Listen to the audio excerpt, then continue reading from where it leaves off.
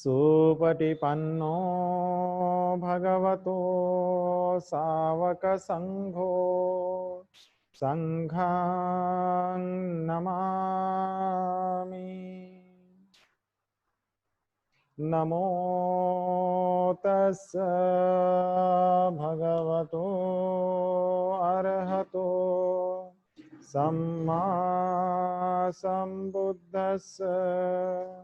नमो तस्स भगवतो अरहतो सम्मा संबुद्धस्स। नमो तस्स भगवतो अरहतो सम्मा संबुद्धस्स। बुद्धं शरणं गच्छामि, धम्मं शरणं गच्छामि,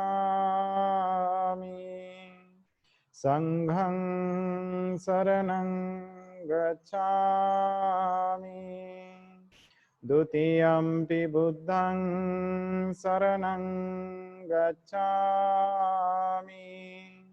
द्वितीयंपि धम्मं शरणं गच्छामि, द्वितीयंपि संघं शरणं गच्छामि, तृतीयंपि बुद्धं शरणं गच्छामि, तृतीयंपि धम्मं शरणं गच्छामि, तृतीयंपि संघं शरणं गच्छामि। वन्दामि चेतियं सब्बं सब्बठानेषु प्रतिष्ठितं शारीरिकधातु महाबोधि बुद्धरूपं सकलं सदा। यस्य मूले निसिन्नो वा सब्बारि विजयं अका पत्तो सब्बयुतं सत्था वन्दे तं बोधिपादपान्। इमे हेते महाबोधि लोकनाथेन पूजिता। अहं पीते नमस्सामि बोधिराजा नमस्तुते, बोधिराजा नमस्तुते, बोधिराजा नमस्तुते। साधु साधु साधु। बुद्धं नमामि, धम्मं नमामि, संघं नमामि। सभी के लिए बहुत बहुत साधुवाद, मंगल कामनाएं। आज का यह विशेष अवसर हमारे लिए वर्षावास के निमित्त धम्म श्रवण करने का हम सभी को प्राप्त हो रहा है। इस अवसर को ध्यान में रखते हुए हम अपने जीवन को धम्मवान, शीलवान, प्रज्ञावान, सचेत, जागरूक और अपने जीवन में कुशल कर्मों को हमेशा करने का प्रयास करते रहें, ऐसी भावना करते हुए आज हमारे बीच पूज्य भंते करुणा बोधि जी आज हमारे साथ शामिल हैं और आज के इस सत्र में उनका बहुत बहुत स्वागत है, बहुत बहुत वेलकम। तो मैं बधाई भंते जी। मंगल हो। मैं भंते जी को चाहूँगा कि वे आज के धम्म देशना में हमारे उपासक उपासिकाएं जो ऑल ओवर इंडिया से शामिल हैं, उन्हें अपने धम्म वचनों के माध्यम से, बुद्ध वचनों के माध्यम से उन्हें मार्गदर्शित करें। पूज्य भंते करुणा बोधि जी।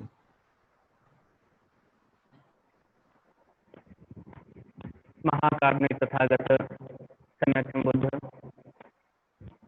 श्री डॉक्टर बाबा साहब अम्बेडकर, उपस्थित पूजनीय भंते जी, पंडित जी बंदामी, उपासक उपासिकाएं, विश्व के सभी उपासक उपासिकाओं के लिए मंगल कामना करते हुए आज आप सभी लोगों के देशना के लिए आज मुझे ये अवसर मिला है एक जूम ऐप के माध्यम से आप सब लोगों से जुड़ने का। आज अंडी से 2-3 दिन पहले से मेरी बातचीत हो रही थी। हमारे उपासक हैं नोएडा के, उन्होंने बताया था, तो मैंने कहा बहुत अच्छा है, बंटी जी बहुत अच्छा काम कर रहे हैं, तो इसमें जरूर सहयोग किया जाए। तो मैं आज आप सभी को लोगों के लिए भानु बुद्ध के धम्म, भानु बुद्ध ने जो धम्म दिया, या आप कह सकते हैं कि भानु बुद्ध का जो त्रिपिटक है, तो त्रिपिटक में कुशल धम्म अकुशल धम्म कई एक जगह हमको देखने को मिलता है, लेकिन भानु बुद्ध ने जो कुशल अकुशल धम्म, अव्यक्तता धम्म, अभिधम्म के जो उपदेश दिया था धम्म का, उसमें बताया गया है। तो उसी के आधार पे आप लोगों को कुशल धम्म अकुशल धम्म अव्यक्तता उसके बारे में चर्चा करेंगे। 3 पिटक हैं, तो 3 पिटक में से जो अभिधम्म है वो मुख्य भाग है, जो पूरा पाली में लिखा हुआ है, आज भी उसका हिंदी अनुवाद नहीं हो पाया है। तो उसी में भानु बुद्ध ने जो चित्त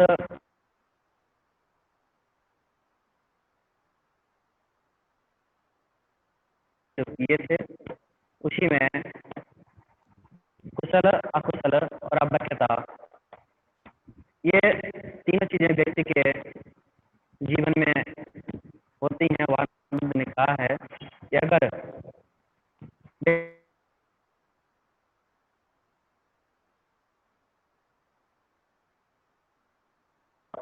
कुशल का अगर दोनों व्यक्ति छोड़ दे,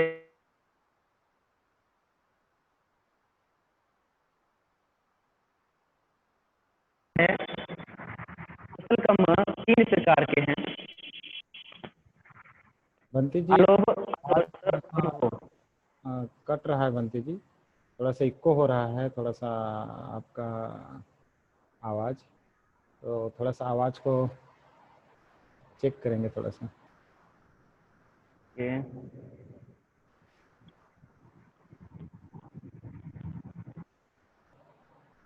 चर्चा कर रहे थे जैसे कुशल धम्म अकुशल धम्म। जी तो कुशल धम्म जो है वो 3 प्रकार से है। कुशल यानी कि अलोभ, अदोष, अमोह, ये 3 प्रकार से, यानी कि व्यक्ति के अंदर ना लोभ होना चाहिए, ना दोष होना चाहिए, और ना ही मोह होना चाहिए।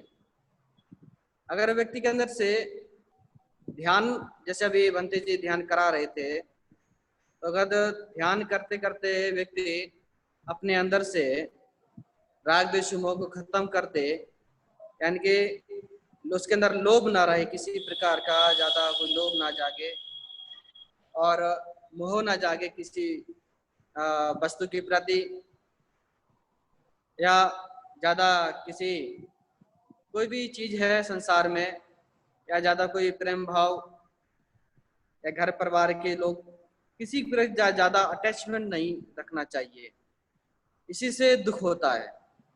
दुख के कारण जो है वो मेन जो कारण है वो यही है कि अटैचमेंट जो होता है, जो प्रेम भाव होता है, उसके कारण व्यक्ति को दुख होता है।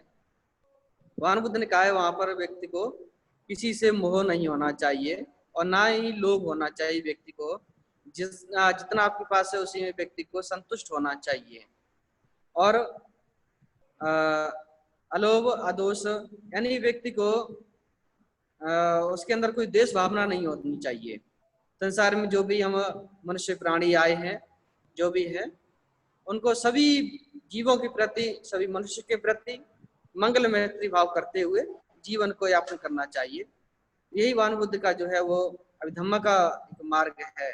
इसमें भानु बुद्ध ने यही कहा है व्यक्ति को लोभ और दोष मोह को खत्म करके और अलोभ अदोष मोह को भी इनसे भी परे होकर के अव्यक्तता जो भगवान बुद्ध ने कहा है, अव्यक्तता माने होता है कि ना उसके अंदर लोभ दोष मोह है और ना ही उसके अंदर अलोभ अदोष मोह है, यानी दोनों से परे हो गया, अच्छे और बुरे से दोनों से परे हो गया है।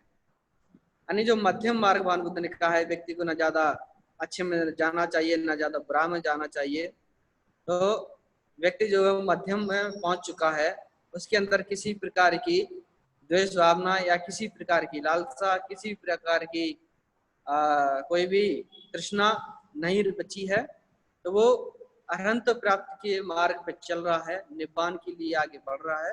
तो वहां पर वो अव्यक्तता अभिधम्म में कहा गया है कि अव्यक्तता के मार्ग पर पहुंच जाता है और धीरे धीरे वो ध्यान करते हुए निब्बान को प्राप्त कर लेता है।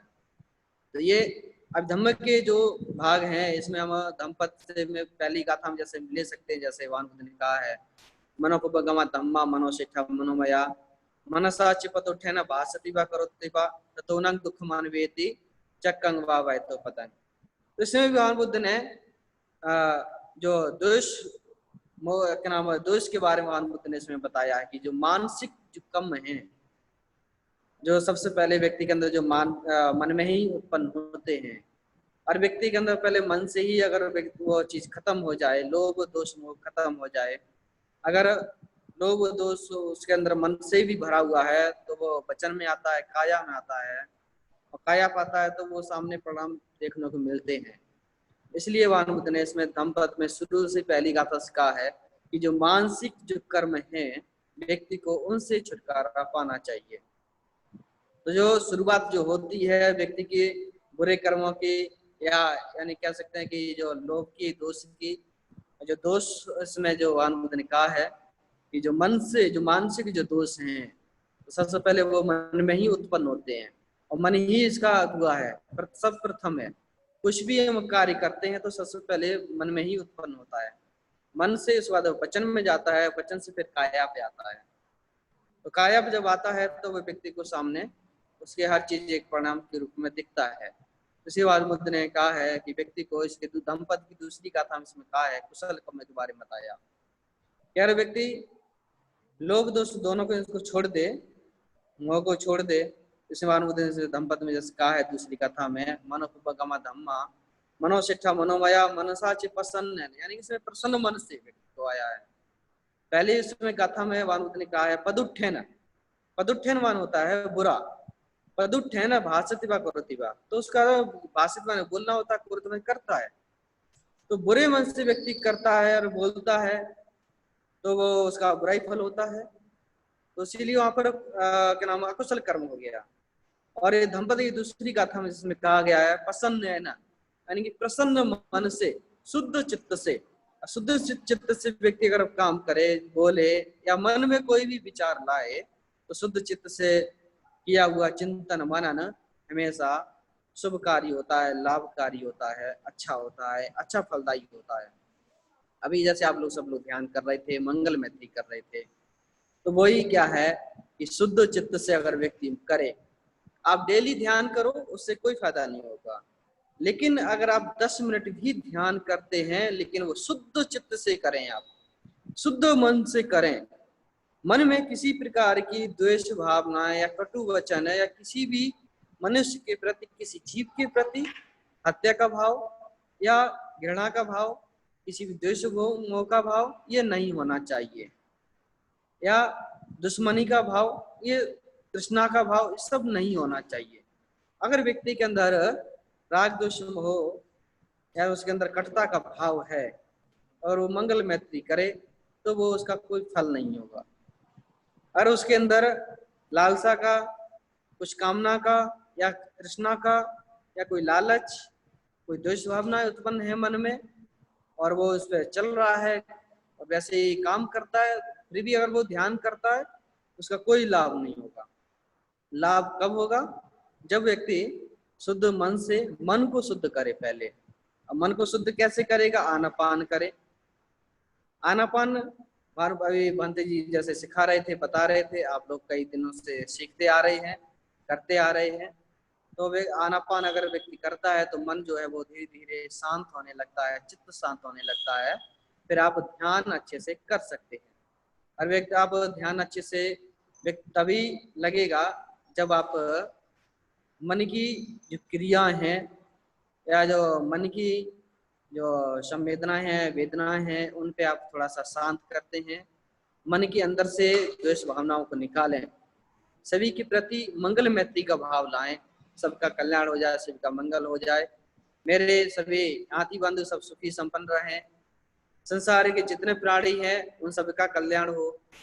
और मन में ऐसा भाव आप हमेशा लाते हैं, किसी भी जीव के प्रति घृणा सोचने से, लाने से पहले अगर मन में घृणा आती भी है, आपके मन में बाई चांस आप चल रहे हैं या किसी भी जीव के प्रति अचानक से भी घृणा आ जाती, उत्पन्न हो जाती है आपके मन में, या आपके चित्त में किसी प्रकार का अकुशल कर्म उत्पन्न हो जाए, तो आप उसी समय आनापान ध्यान में लग जाएं।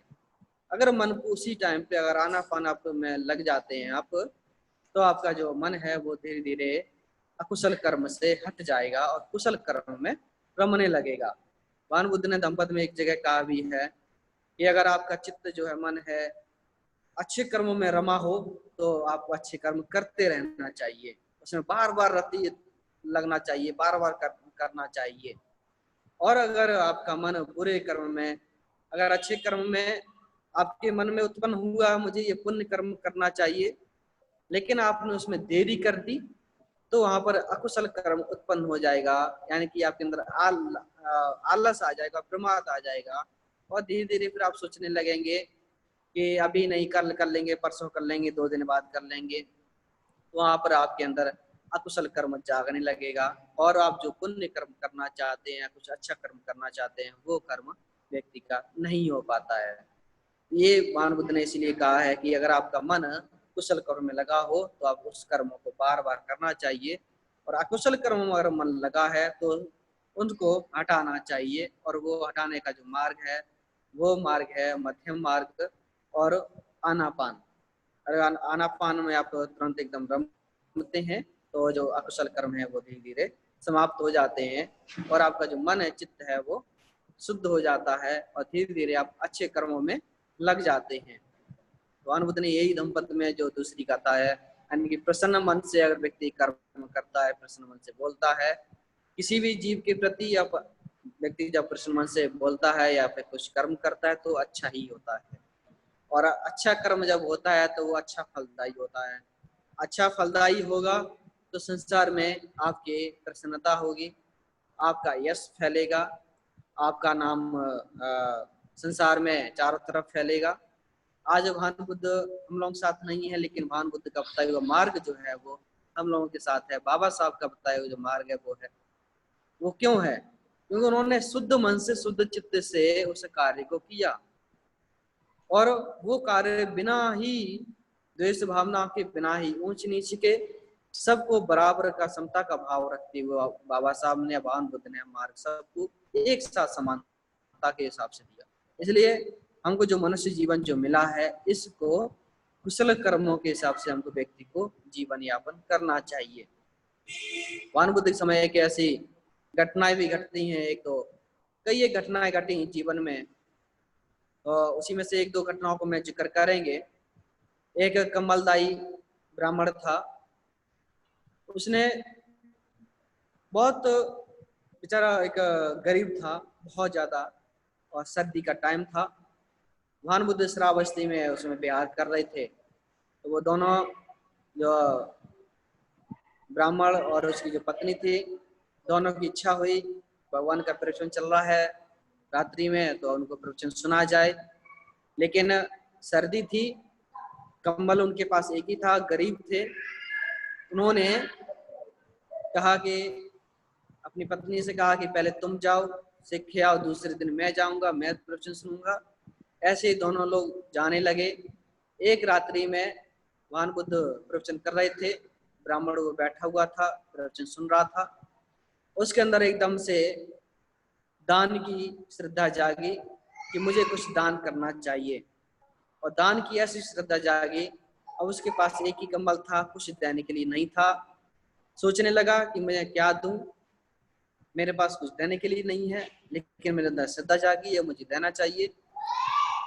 पहला प्रेयर यही सोच में निकल गया, मैं कम्बल दे दूं, लेकिन मेरे पास एक ही कम्बल है, मेरी पत्नी क्या उड़ेगी, सर्दी कैसे कटेगी, ऐसे सोचते सोचते दूसरा प्रेयर निकल गया। तो तीसरे प्रेयर आते आते जो 3 से 6 बजे तक का जो टाइम होता है, उस टाइम पे उसने भगवान बुद्ध वो कम्बल दान करके और बहुत ही तेजी से भरी सभा में चिल्लाया, उद्घोष किया, मैंने जीत लिया, मैंने जीत लिया। तो क्या जीत लिया? वहां जितने भी उपासक सब बैठे हुए थे, बिम्बसार, प्रसेनजित, मेघा माता विशाखा, अनाथ पिंडक और भी धनाढ़ सेठ बैठे हुए थे, सभी लोग सुन रहे थे। सब एकदम से देखने लगे उसकी ब्राह्मण की प्रति कि ये क्यों चिल्ला रहा है, क्या जीत लिया इसने, ऐसा क्या जीता। उससे पूछा कि भाई तुमने क्या जीत लिया? तो ब्राह्मण बोला कि मैं प्रथम प्रेयर से दान करने की सोच रहा हूँ, लेकिन बार बार मेरे अंदर आलस आ रहा था सर्दी का और मेरी पत्नी का, कि अगर मैं कमल भवन को दान दे देंगे, मेरी पत्नी कमल क्या उड़ेगी, वो दिन दूसरे दिन क्या आकर के धम्म को सुनेगी, या हम दोनों के पास एक ही कम्बल है, सर्दी कैसे कटेगी। ऐसे दोनों हमारे 2 प्रेयर निकले गए। तीसरे प्रेयर मैंने उस मार को जो एक सर्दी के रूप में हमको जो सता रही थी, या हमारी पत्नी के रूप में जो हमारे अंदर जो प्रमाद जाग रहा था, तो मैंने उस तृष्णा को, उस मार को मैंने जीत लिया। उस मार को जीतने के बाद मैंने ये दान जो मैंने जो एक हमारे लिए बहुत बड़ा जो दान है, कम्बल का जो दान है, वो मैंने ये दान कर पाया है। वहाँ जितने भी सभी भिक्षु संघ, भगवान और भी सब लोग थे, सभी ने साधुवाद किया उसके दान का साधुवाद करने के बाद भगवान बुद्ध ने उसको उपदेश किया, वो अपने घर चला गया। लेकिन वहाँ राजा जो प्रसेनजित बैठे हुए थे, उन्होंने उस ब्राह्मण के घर पे 2 कम्बल, बहुत ही अच्छे कम्बल भिजवाए, एक पत्नी के लिए, दोनों के लिए। तो जब वो कम्बल उनके घर पहुंचे तो उन्होंने, वो ब्राह्मण ने सोचा कि मैं बहुत गरीब हूँ, झोपड़ी में रहता हूँ, इतने महंगे कम्बल जो ब्लैंकेट हैं, मैं इनको कैसे यूज करेंगे, मिट्टी का मेरा एक झोपड़ी है छोटे से, ये हमारे उपयोग लायक नहीं है। उन्होंने वो दोनों कम्बल भगवान को दान कर दिया। दूसरे दिन राजा जब वहाँ भगवान के जेतवन में गया, तो जेतवन कुटी में, भगवान बुद्ध की कुटी में दोनों कम्बल एक साइड से रखे हुए थे। तो वो कम्बल रखे हुए देखे, तो राजा ने पूछा, ये कम्बल तो मैंने अमुक ब्राह्मण को दान किया था। तो भगवान ने कहा कि वो सुबह आकर के हमको भिक्षु संघ को दान करके चला गया। राजा वापस गया अपने महल में, नौकरों चाकर जो थे, सैनिक थे, उनसे आदेश किया कि उनके पास 4 कम्बल भेजो। तो ऐसे 4 कम्बल भेजे, वो वापस फिर कर दिए, उसने भगवान बुद्ध को दान कर दिए। 8 कम्बल भेजे, फिर वापस भगवान बुद्ध को दान कर दिए। फिर बाद में 16 कम्बल भेजे, 32 कम्बल भेजे, वो भी उसने दान कर दिए। लेकिन बाद में उसने सोचा कि मैं बार बार दान कर दे रहा हूँ, तो 2 कम्बल उसने अपने पास रख लिए और बाकी पूरा भिक्षु संघ को दान कर दिया। बाद में राजा ने जब उसकी दान की जो सहनशीलता, दान जो पारमिता का उसने देखा, तो राजा ने अपना आधा राजपाट उसको राजी करने के लिए दिया कि आप इसी दान के स्वरूप धम्म की सेवा करो और राज्य करो। तो ऐसे एक छोटा सा दान करने से व्यक्ति का इतना पुण्य बढ़ जाता है कि और भी लोग आपसे प्रेम भाव करने लगते हैं और आपसे जुड़ जाते हैं, आपकी मदद करने लगते हैं। इसलिए छोटी छोटी चीजों को आपको क्या है, अगर व्यक्ति त्याग करता है, व्यक्ति छोटी छोटी चीजों में ही दुष्मोह में ही व्यक्ति लगा रहता है, घृणित हो जाता है, छोटी छोटी बातों पे ही व्यक्ति झगड़े करते हैं या दुष्भावना उत्पन्न कर लेते हैं, भाई भाई की भावना, दुष्भावना उत्पन्न हो जाती है, भाई अपने बहन के प्रति दुष्भावना उत्पन्न कर लेता है या माता पिता के प्रति दुष्भावना उत्पन्न कर लेता है। इसलिए भगवान बुद्ध ने कहा है कि दुष्भावना उत्पन्न ना करके हम मंगल मैत्री का भाव करें, तो हर एक व्यक्ति के जीवन को उसको समझें, महत्व को समझें, कुशल कर्मों को समझें, अकुशल कर्मों का त्याग करें, तो हमारा कल्याण हो जाएगा। अगर व्यक्ति के अंदर कुशल जो कर्म हैं सबके अंदर होते हैं, अकुशल कर्म भी होते हैं, लेकिन उसको जगाना केवल वही व्यक्ति जगा पाता है जो सधम्म के मार्ग पे चलता है, शील का पालन करता है अच्छे से। अगर शील का पालन व्यक्ति नहीं करता है तो उसका चित्त जो है वो विचलित होता रहता है। हर व्यक्ति बार बार उन्हीं चीजों में लगा रहेगा तो वो कभी भी प्रसन्न या सधम्म के मार्ग पे नहीं लग पाएगा, अनंत को प्राप्त, दुखों से मुक्त नहीं हो पाएगा। इसलिए भगवान बुद्ध ने इसमें एक जगह कहा भी है व्यक्ति को जो शील है उस शील को 5 शील आप एक बार शील का अंदर सबसे पहले भगवान बुद्ध ने जैसे कहा है पंचशील के लिए तो प्राणात्पाता नहीं, प्राणी हिंसा नहीं करना, तो मन वचन काय तीनों प्रकार से हत्या नहीं करनी। तो ऐसे हमको एक शील का 1 महीने तक लगातार आप इसका पालन कीजिए। सुबह घर से बाहर निकलने से पहले उस शील को धारण कीजिए, उस शील को लीजिए, समझिए और आप सोचिए कि पूरे दिन में जो इस शील का पालन करना है और मुझे कोई भी गलती नहीं करनी है, शील को तोड़ना नहीं है। और आप ऐसा सोच करके जाते हैं तो पहले दिन आपकी थोड़ी सी गलती होगी, दूसरे दिन उसमें थोड़ा सुधार आएगा, तीसरे दिन सुधार आएगा, महीने में आपका 20 दिन आपके नहीं बीतेंगे, आप पूरा अच्छे से पूर्ण रूप से पहले शील का पालन करने लगेंगे। ऐसे ही दूसरे शील का भी पालन व्यक्ति अगर कर शुरू करे तो पहले शील का पालन शुरू हो गया तो दूसरे शील का पालन शुरू कर दे, ऐसे ही फिर तीसरे महीने तीसरे शील का पालन शुरू करे।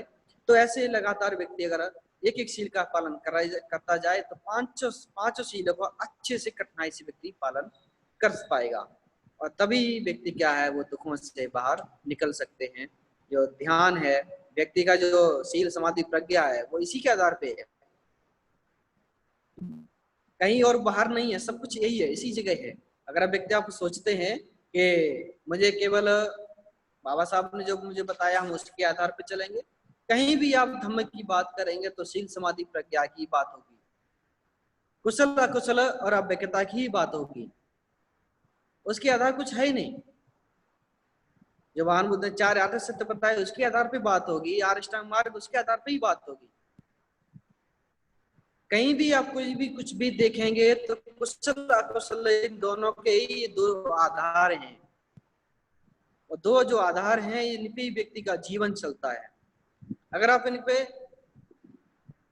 थोड़ा सा भी मन में और अपने चित्त में इस चीज को उठा ले कि मुझे चीज करनी है, व्यक्ति शुरू से ही जुआ शराबी या बुरा नहीं होता है। जन्म से कोई व्यक्ति भगवान बुद्ध ने कहा भी है जन्म से ना कोई बुरा होता ना कोई अच्छा होता है, जन्म लेने के बाद ही व्यक्ति अच्छा बुरा बनता है और जन्म लेने के बाद ही व्यक्ति ऊंचा नीचा बनता है। जन्म से कुछ नहीं होता है, कुल से या फिर उसमें बड़े परिवार में बड़े खानदान में जन्म लेने से कुछ नहीं होता है। अगर व्यक्ति का जो स्वभाव है वो स्वभाव अपने आप को चेंज करे तो व्यक्ति जो कुशल कर्म है वो हमेशा व्यक्ति के अंदर जागरूक रहेंगे और जो कुशल कर्म व्यक्ति अगर करता जाता है तो उसके अंदर जो ध्यान की प्रज्ञा समाधि लगेगी और समाधि लगेगी तो व्यक्ति को प्रज्ञा जागेगी। यानी सबसे पहले शील का पालन करें, शील समाधि प्रज्ञा, यानी सबसे पहले शील का पालन करें, शील का पालन करते करते आपकी समाधि लगेगी, यानी आनापान करें, आनापान से आप विपश्यना करते हुए समाधि आप लग जाएगी और समाधि लगेगी तभी प्रज्ञा जागृत होगी।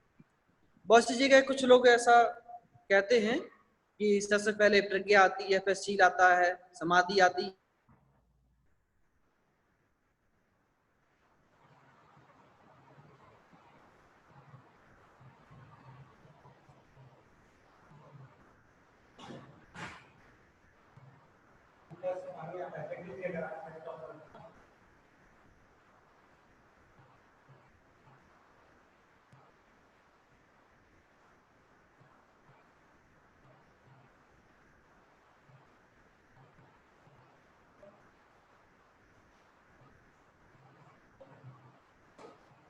शील का जो पालन है, शील जो है तो सबसे पहले अगर शील का हम अच्छे से पालन कर पाते हैं, शील को अच्छे से हम समझ पाते हैं तभी हम समाधि जो व्यक्ति की है, जो भगवान बुद्ध ने जो समाधि लगाई थी, जिसपे भगवान बुद्ध ने बुद्धत्व को प्राप्त किया था, यानी उनकी जो प्रज्ञा जागी थी, तो वही कोई भी व्यक्ति जो है वो अनंत निब्बान को प्राप्त करने के लिए शील का पालन सबसे पहले है, उसके बाद समाधि है।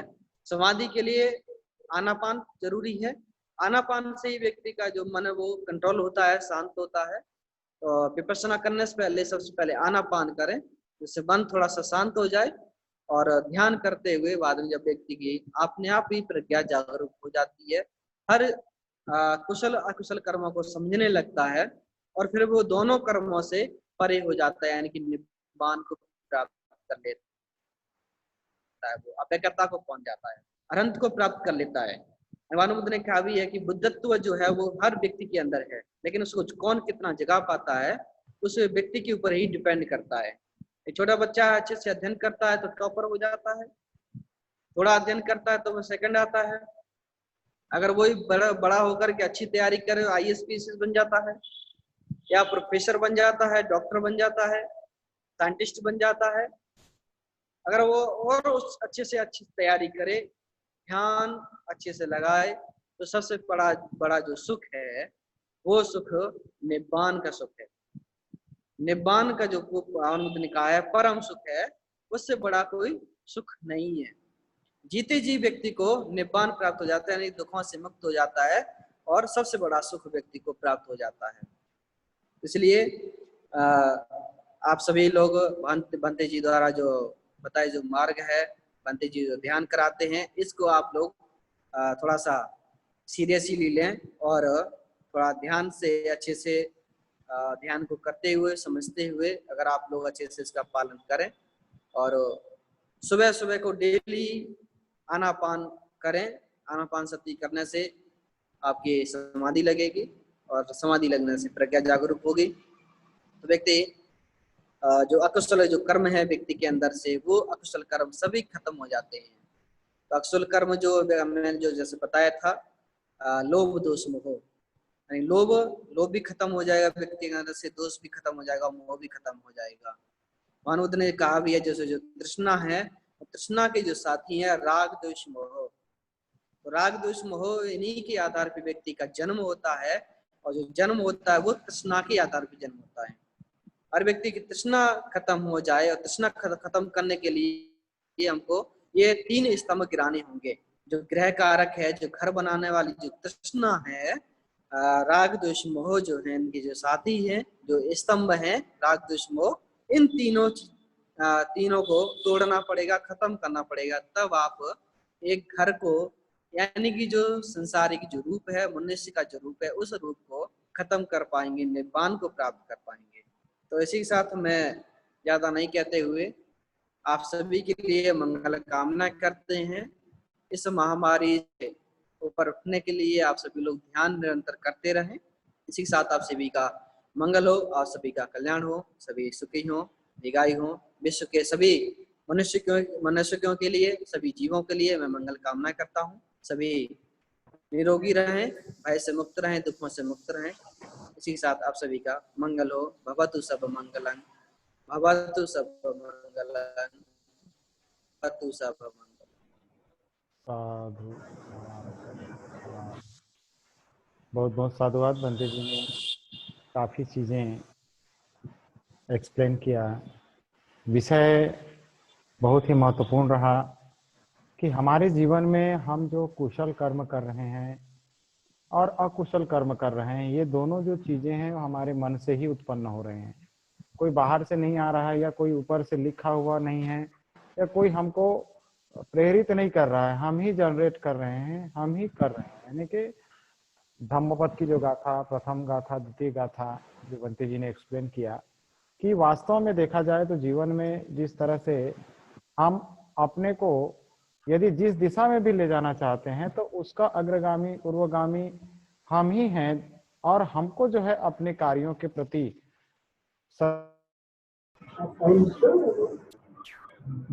यदि हम अपने कर्मों के प्रति सजग होते हैं, जागरूक होते हैं, तो हम अपने आप को सुखी बना सकते हैं, अपने आप को सफल बना सकते हैं। इसके लिए हमारा जो जीवन है, जिस तरह से तथागत बुद्ध ने हमें जो है रागाग्नि, द्वेषाग्नि और मोहाग्नि को त्यागने के लिए कहा, क्योंकि बिना रागाग्नि को खत्म किए बगैर, द्वेषाग्नि को खत्म किए बगैर, मोहाग्नि को खत्म किए बगैर कोई भी व्यक्ति निब्बान की अवस्था तक नहीं पहुंच सकता।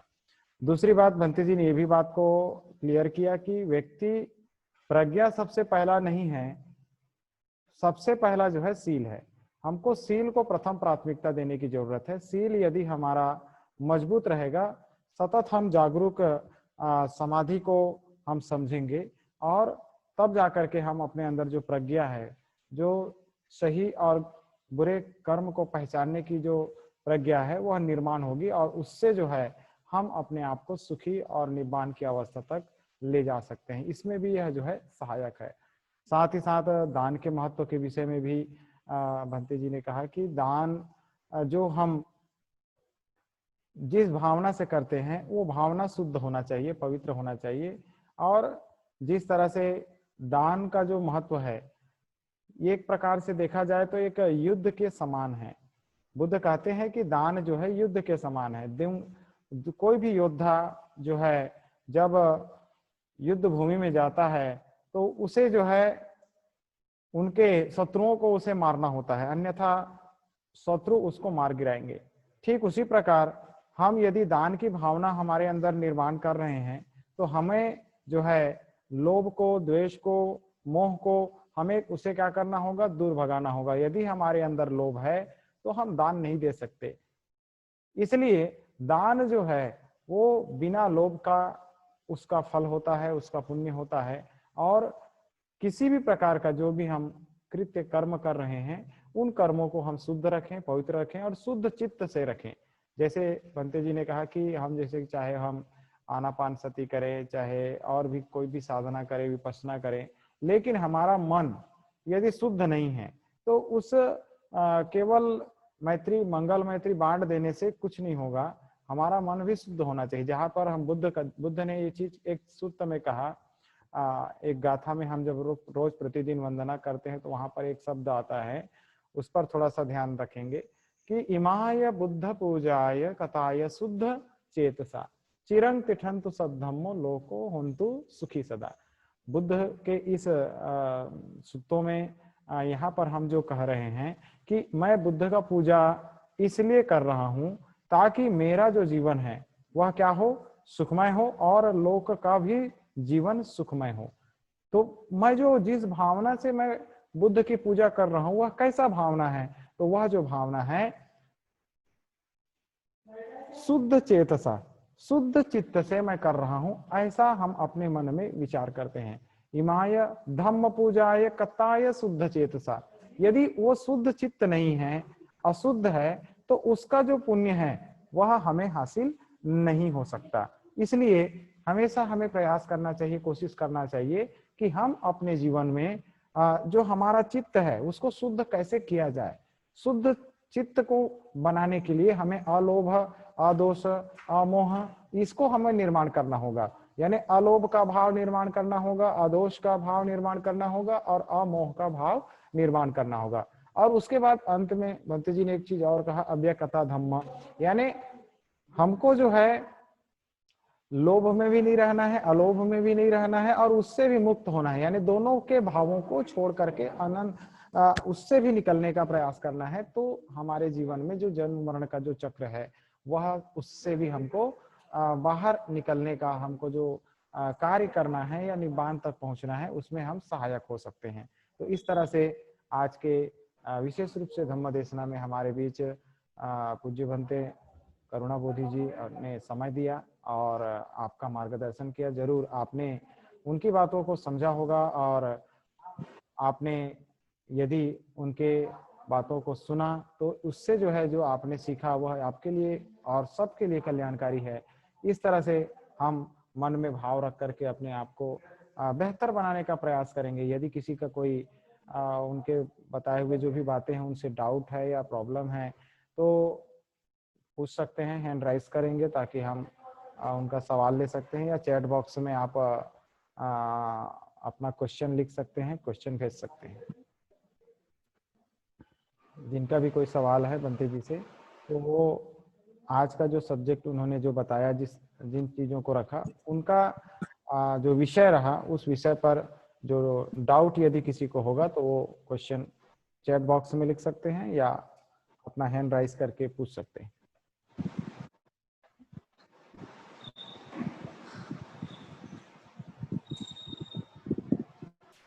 किसी का कोई डाउट है?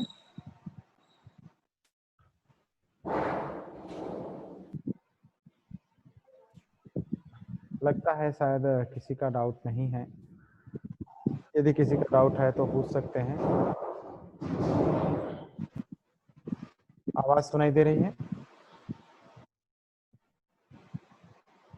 सभी को आवाज सुनाई दे रही है? आवाज आ रही है?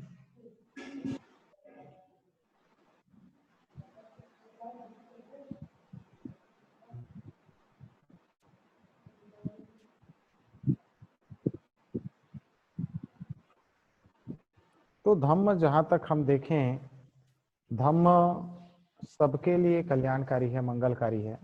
और यह चीज तथागत बुद्ध ने जब उस चीज को हासिल किया, उस चीज को पाया, तो उन्होंने उसको अपने तक सीमित नहीं रखा।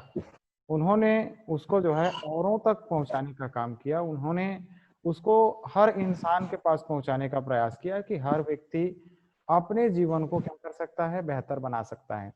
एक एक्चुअल में देखा जाए तो बुद्ध का जो धम्म है वो मनुष्य को श्रेष्ठ बनने की प्रेरणा देता है, मनुष्य को बेहतर बनाने की प्रेरणा देता है। मनुष्य आगे बढ़े, ऊंचा बने, श्रेष्ठ बने और अपने जीवन में सदगति को प्राप्त करे, सुगति को प्राप्त करे। तो उसके लिए जो है उसको सीलों को धारण करना बहुत अनिवार्य है। जिस तरह से बंते जी ने कहा कि सीलों का महत्व जितना हमारे जीवन में होना चाहिए वो बहुत महत्वपूर्ण है।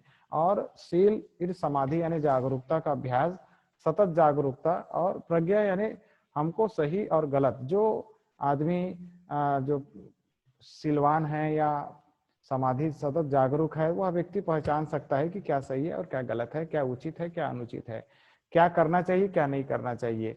यदि संसार का नहीं जानेगा तो कम से कम अपने जीवन का तो जरूर जान सकता है कि उसे क्या करना चाहिए, वो कौन सा रास्ता पे चले, वह कौन सा जीवन को जिए, वह किस रिश्ते को अपनाए, वो उसके अंदर वो जागृति निर्माण हो सकती है। इसलिए तथागत बुद्ध ने कहा अत्त दीप भव, अपना द्वीप स्वयं बनो। और अपने द्वीप स्वयं बनने के लिए हमको क्या करना होगा, खुद क्लाइंब, जैसे पहाड़ पर चढ़ने के लिए हमको खुद ही मेहनत करना होगा, परिश्रम करना होगा, तब उस चोटी पर हम चढ़ पाएंगे, नहीं तो चोटी पर नहीं चढ़ सकते। ठीक उसी प्रकार हर आदमी का जीवन जो है एक प्रकार से देखा जाए तो वह संघर्षों से भरा हुआ है। उसे जो है मेहनत करना ही होगा। बिना परिश्रम के, बिना श्रम के, बिना मेहनत, बिना उद्योग के कोई भी व्यक्ति सफलता को प्राप्त नहीं कर सकता। इसलिए आलस्य रहित रहते हुए अपने जीवन को हम बुद्ध के प्रति श्रद्धा भाव रखते हुए, शील समाधि के प्रति श्रद्धा भाव रखते हुए, और अपने जीवन में पारमिताओं का जो अभ्यास है उसको हम अच्छे से व्यतीत करने का प्रयास करें, तो इससे जो है हमारा बेनिफिट, हमारा लाभ होगा। किसी का कोई सवाल है? सुबह में श्याम जी कुछ कहना चाह रहे हैं?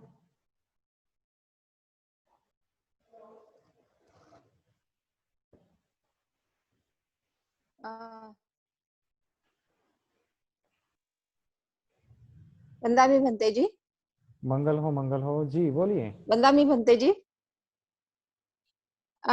मेरा सवाल ये था, जो अभी भंते जी ने कहा है कि अच्छे बुरे के परे, तो ये अच्छे बुरे के परे यानी क्या?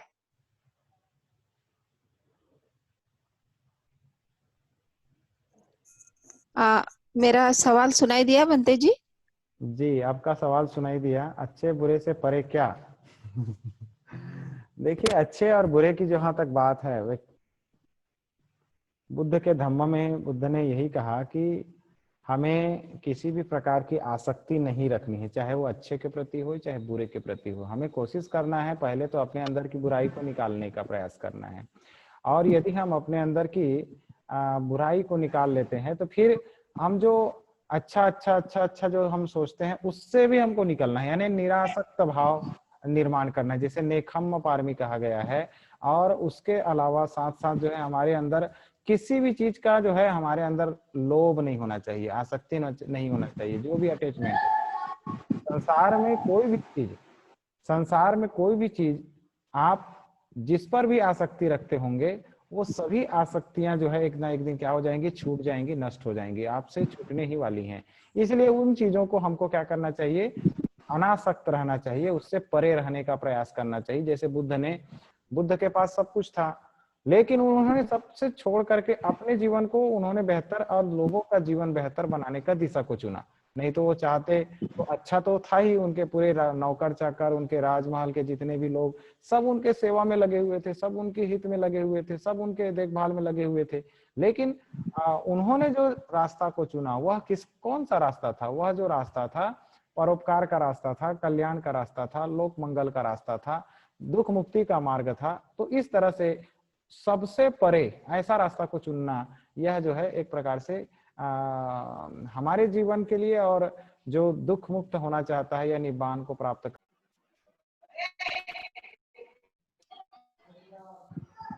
तो इस तरह से। हेलो, सभी को आवाज सुनाई दे रही है?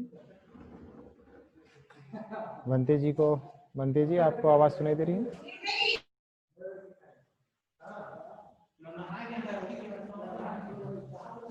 वही रख दो, खड़ा कर।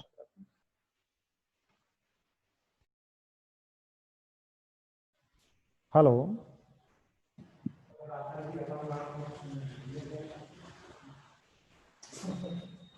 आवाज सुनाई दे रही है?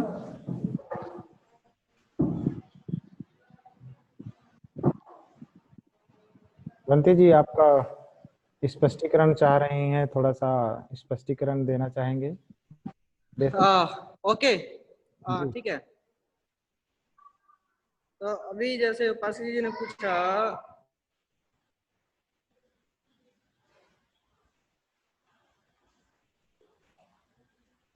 सोचने लगे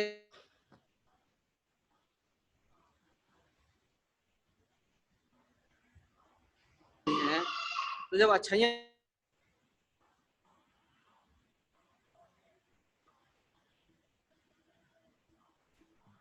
उसमें वो, बंते जी आपका आवाज नहीं आ रहा है, थोड़ा सा नेटवर्क प्रॉब्लम लग रहा है। उसमें